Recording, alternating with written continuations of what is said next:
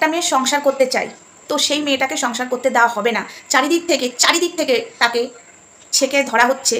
এই কারণেই তাকে সংসার থেকে বার করে দিয়ে যার সাথে জামাই বাবা জীবন ভালোবাসে, মানে প্রেম করে, পরকীয়া করে, তাকে ঢোকাবার চেষ্টা করছে আশেপাশের কিছু মানুষজন। ঠিক আছে, সেও ঢোকবার চেষ্টা করছে। তো এই বার্তাটা কানলাবাসীকে দিতে চাই, যারা যারা চাইছো রিমির পাশে দাঁড়াতে, তোমরা কি চাইবে না একটা মেয়ের সংসার বাঁচুক? তোমরা কি চাইবে না একটা মেয়ে শান্তি করে সংসার করুক?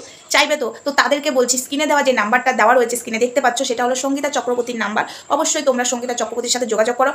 আশা করি তোমরা সবাই আমাদের পাশে থাকবে। কানলাবাসীকে বলছি, দেখো তোমাদের কানলাতে একটা ছেলের জন্য পুরো বদনাম হয়ে যাচ্ছ, আর এই ছেলেটা দুটো মেয়েকে নিয়ে দু নৌকায় পা দিয়ে চলতে চাইছে, সেটা আমরা হতে দিতে পারি না কি বন্ধুরা? তাই তো। তো তোমাদেরকে অবশ্যই বলছি, এই যে আমাদের রিমিকে সংসার করতে দেবে না বলে যে কোনো উপায় যেভাবে টর্চার করা হচ্ছে সেটা আমরা বুঝতে পারছি। টর্চার দেখো মারধর দিয়ে নয় বা গালাগালি দিয়ে নয়, টর্চার তোমরা আশা করি বুঝতেই পারছো।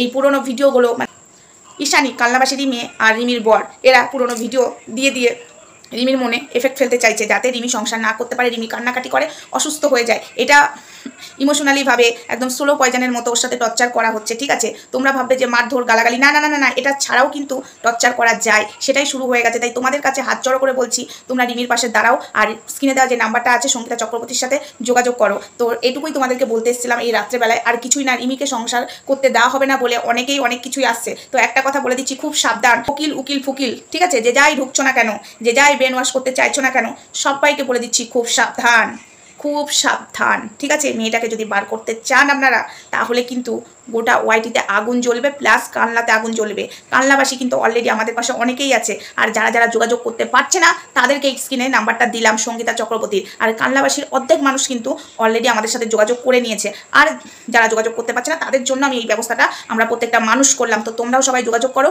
কানলাবাসী এক হও। যদি কানলাবাসী এক না হও, এই ছেলেটাকে, আর ওই যে মহিলাটা পরকীয়া করছে, ঠিক আছে, ডিভোর্স হয়ে যাওয়ার পরেও একটা সংসার ভাঙছে, তার ব্যবস্থা করতে হবে। তোমাদেরকে এক হতে হবে, বুঝেছো? এই সঙ্গীতা চক্রবর্তীর নাম্বারে অবশ্যই তোমরা ফোন করো, তারপরে দেখো একটা ব্যবস্থা নেব। অর্ধেক কানলাবাসী তো আমাদের সাথে যোগাযোগ করেই ফেলেছে, অর্ধেক কানলাবাসী মানে আমাদের সাথে সাথ দিচ্ছে, আর যারা যারা সাথ দিতে পারছে না তাদের জন্য এই স্ক্রিনে দেওয়া নাম্বারটা দিয়ে দিলাম, অবশ্যই ফোন করো। তো চলো, সবাইকে শুভরাত্রি, গুড নাইট, সবাই ভালো থেকো, সুস্থ থেকো। একটাই জিনিস চাই, ওই মেয়েটা সংসার করতে চাই, কিন্তু সেই মেয়েটাকে সংসার করতে দেবে না। আমরা একটা নারী হয়ে সেটা বরদাস্ত করবো না, আমরা একটা নারী হয়ে সহ্য করবো না, ওকে সংসার করতে দেওয়া হোক। আর যারা চাইছো সংসার করতে দেবে না, তারা খুব ভুল করছো, কিন্তু তোমরাও বিপদে পড়তে পারো। ঠিক আছে, তো ভগবান যদি মাথার উপরে থাকে তো ভগবান বিচার করবে। আর যেটা আমরা বুঝতে পারলাম, থাক এটা, তার এই কথাটা আমি বলতে চাইছি না, কোনটা কার কথা লেগে যায়, চলো এই কথা আর বলতে চাই না। অবশ্যই যারা যারা রিমির পাশে আছো তারা এই স্ক্রিনে দেওয়ার নাম্বারটা সঙ্গীতা চক্রবর্তীর নাম্বার, আবারও বললাম সঙ্গীতা চক্রবর্তীর নাম্বার, সঙ্গীতা চক্রবর্তীর সাথে যোগাযোগ করো। তো চলো, সবাইকে টাটা।